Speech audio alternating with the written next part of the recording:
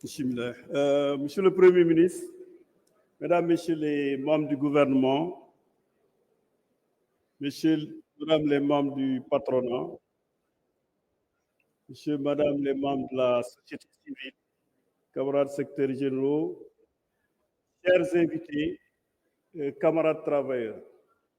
Je voudrais à l'entame de mes propos préciser, Monsieur le ministre, le Premier ministre, qu'à l'avenir, nous souhaiterions être impliqués dans les commissions techniques qui préparent des rencontres pareilles. Parce que nous sommes venus ici, nous ne savions pas quel était le programme de cette rencontre. Et nous pensons qu'une rencontre de si grande importance. Nous étions tous en mission à Abidjan. Nous avons écouté notre mission parce que nous donnions de l'importance à cette concertation. Et nous souhaitons que cette rencontre puisse produire les effets escomptés.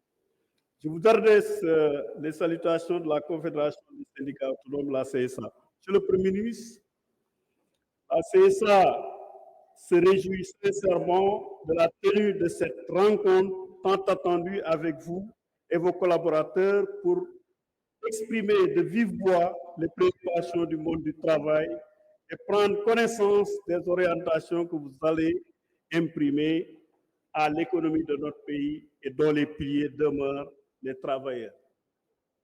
Nous vivons dans ce pays qu'est le Sénégal comme acteurs, mais aussi comme citoyens. Les soubresauts qui le traversent nous interpellent puisque nous sommes impactés.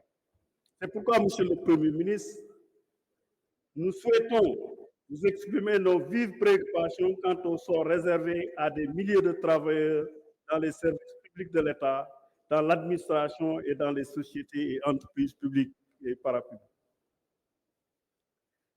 En effet, le dialogue social dans le cadre du tripartisme nous a valu par le passé de réelles satisfactions en termes de climat social globalement apaisé, de revendications satisfaites par des négociations collectives.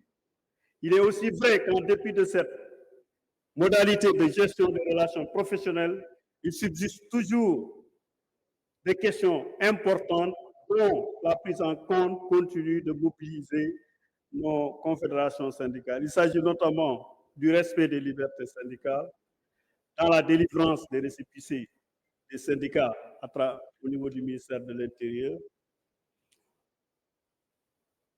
de la poursuite des efforts importants déjà consentis dans le secteur de l'enseignement. Je pense que nos camarades de l'éducation ont déjà évoqué cette question. La CSA en appelle en tout cas à des concertations dans le secteur technique en soutien aux universités et aux institutions de formation professionnelle.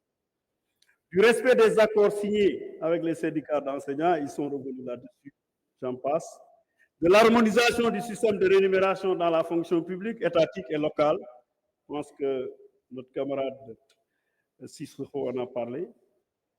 De l'apaisement du climat social et budgétaire sans précédent dans lequel vit la Croix-Rouge sénégalaise, où nous souhaiterons, Monsieur le Président, Premier ministre, Monsieur le ministre de la Santé, que le renouvellement des instances de cette institution soit organisé de manière transparente pour permettre à cette structure de sortir de la situation dans laquelle elle est. De la mise en œuvre de certains accords comme celui de la convention collective de nettoiement avec les travailleurs de la SONAGED, effectivement qui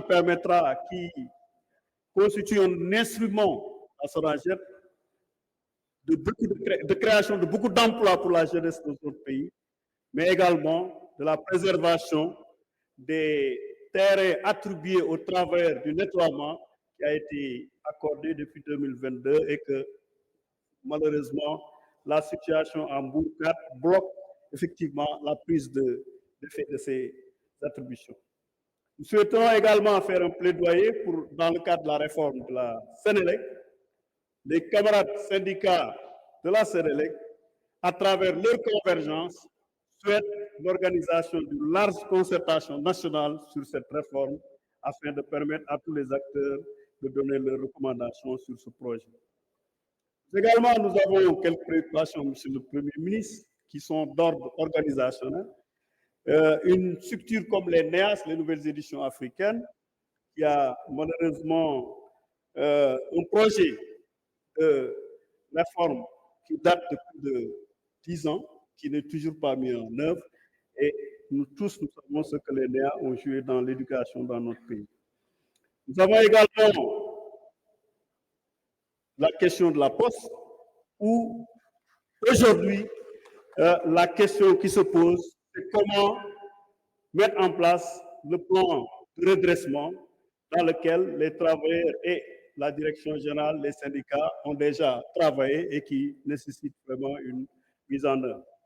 Nous avons également le plaidoyer pour la relance du secteur du BTP.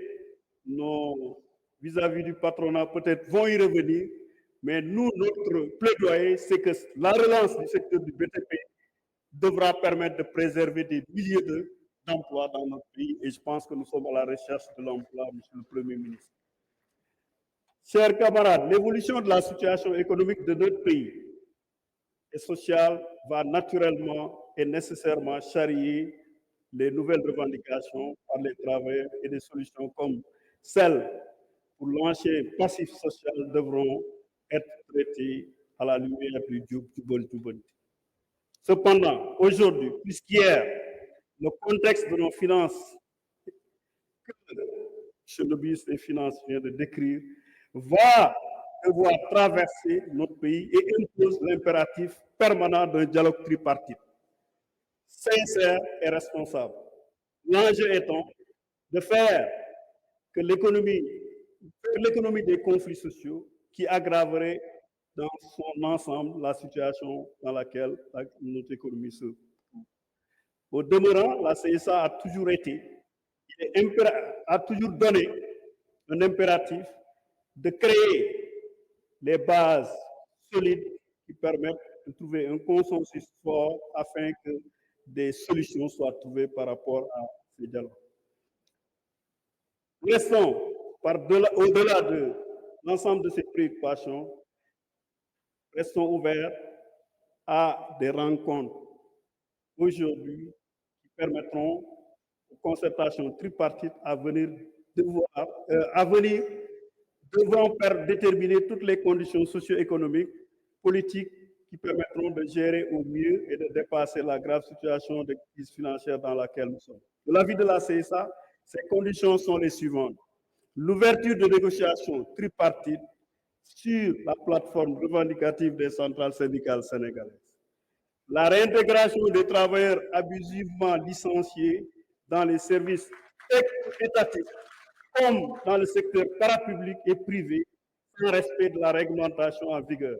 Il s'agit notamment de beaucoup de travailleurs dans plusieurs ministères, comme celui de Mines, comme au port autonome de Dakar, et il semble même dans l'enceinte où nous sommes, il y a quelques travailleurs qui ont été injustement licenciés. Dans plusieurs autres structures, nous pensons qu'un échange ouvert permettrait de voir comment gérer les difficultés dans lesquelles ces structures sont. Et nous pensons que seul le dialogue social permettra de trouver des solutions par rapport à ces questions.